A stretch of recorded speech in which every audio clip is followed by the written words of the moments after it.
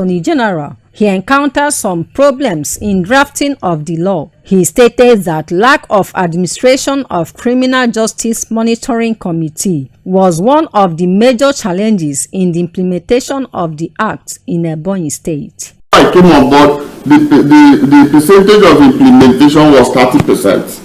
So, but we are intentional about full implementation, and that's why, like I said, we've had this. Now, what we did 3 months ago was we had a training, right? Because you cannot give what you don't have. And we are working towards having electronic data of all the persons that have been arrested within this period. Dr. Odo also unveiled the manual for the criminal justice system that is expected to take effect soonest. Ifes Nachinwamini, Salt TV News. The Commissioner for Water Resources, Mr. Chine Dumonka, says over 65 streets are yet to be connected to pipe-borne water in the capital city. Mr. Nka stated this during an interview with EBBC crew in Abakaliki.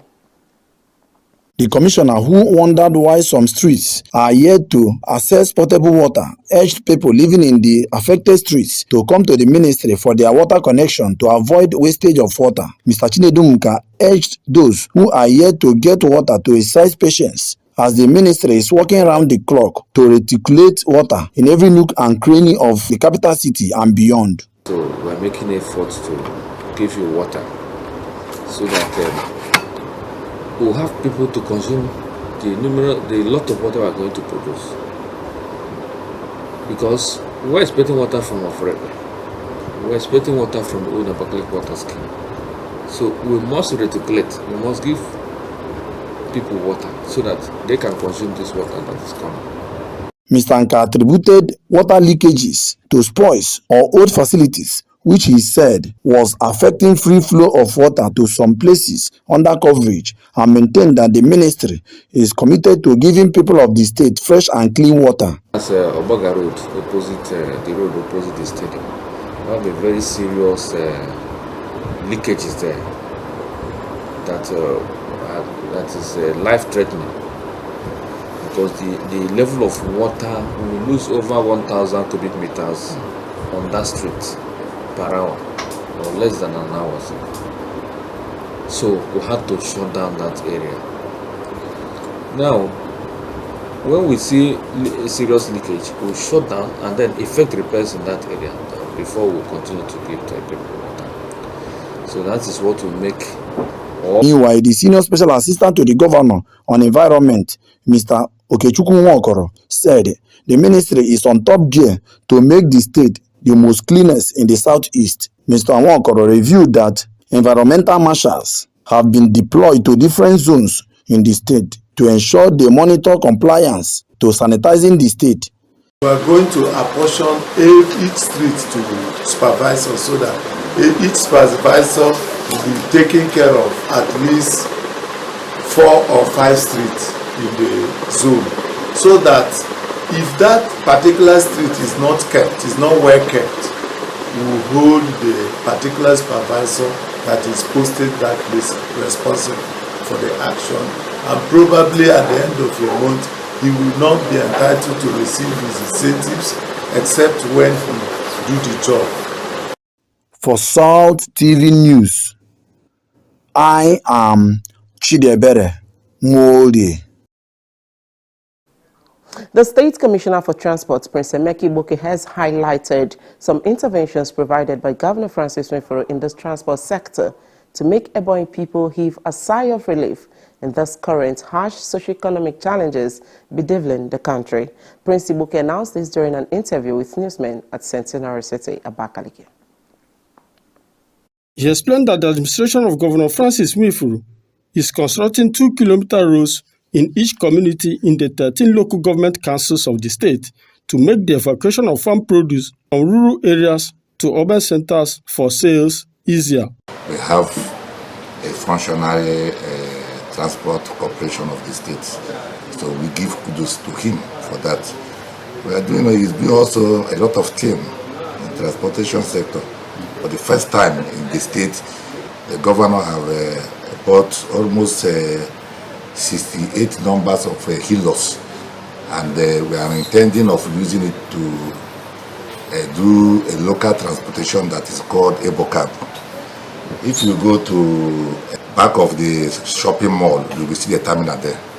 By the special grace of God, by next month or within the period of May, the governor will commission that. The commissioner stated that Governor Nwifuru has procured brand new buses for Ebotrans to ease transportation problem facing Ebonyi people, adding that he has also made effort to procure EBOCAB for transportation of people, students and visitors from one part of the state to another to ease transportation movement. Our ministry is also into projects because we are Ministry of Transport and special projects. We have done a lot of work in our ministry. We have finished a road that leads to the recycle plant. The governor have also approved for us to construct entry and the exit gate from Central Park. If you go there now, work is ongoing. So we give glory to God for what He's doing in our ministry. Prince Igboke therefore encouraged the Ebonyi people to continue to create the needed conducive, peaceful environment as driver of development to the nook and crannies of the state. I am Idam Ileri. We take a quick break, and when we return, the news will continue. Let's do all we can to cope in this period. From all of us at Ebonyi Broadcasting Corporation, because we care.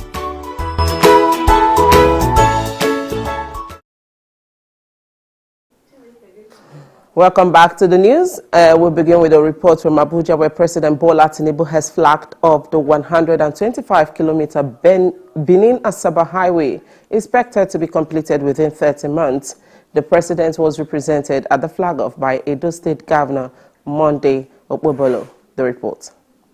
The governor described the road as a legacy project, adding that Edo was nearing Lagos in terms of infrastructural development. The Minister of Works, David Umahi, commended the visionary leadership of Okpebolo, who he said had turned the state into a construction site in less than 150 days in office. The minister thanked the president for his love on the people of Edo State, saying as a minister he had visited the state about 3 times for projects.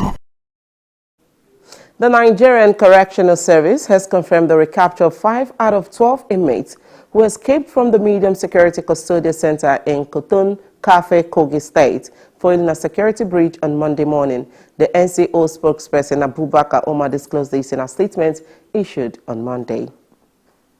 One section of the facility allowing 12 individuals to flee. Upon learning of the incident, the Acting Controller General of Corrections, Sylvester Nwakuche, quickly mobilized a response in collaboration with heads of security agencies and the Senior Special Assistant to the Governor of Kogi State. Personnel were dispatched to secure the facility, restore order, and initiate a manhunt for the escapees. As of now, 5 of the 12 escaped inmates have been successfully recaptured, with efforts continuing to apprehend the remaining 7. The statement also noted that a comprehensive investigation has been launched to determine the circumstances surrounding the escape, and a nationwide security audit of all the correctional facilities is ongoing to prevent similar incidents in the future.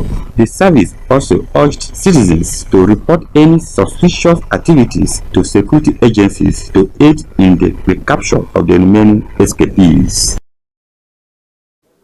Away from Nigeria to Ghana, where Ghana and Morocco have agreed to take steps towards waiving visa requirements for all travelers between the two countries, a move aimed at strengthening diplomatic and economic ties.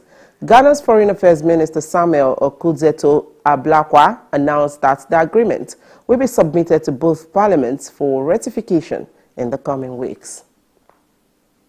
The two nations also committed to expanding cooperation in agribusiness, tourism and security following discussions between Ablakwa and Morocco's ambassador to Ghana, Eman Kwadie, addressing recent social media claims about violence against Africans in Morocco. Ablakwa said the ambassador refuted reports that 700 Africans had been killed, clarifying that the widely circulated video was from a June 2022 border incident that resulted in 23 fatalities. He assured that no Ghanaian casualties were recorded. As part of strengthening ties, Morocco has also doubled its annual scholarships to Ghanaian students, increasing the number from 90 to 180. Separately, Ablakwa met with Russia's ambassador to Ghana, Sergei Badinikov, to discuss bilateral cooperation. He reaffirmed Ghana's commitment to neutrality and its role as a voice for global peace.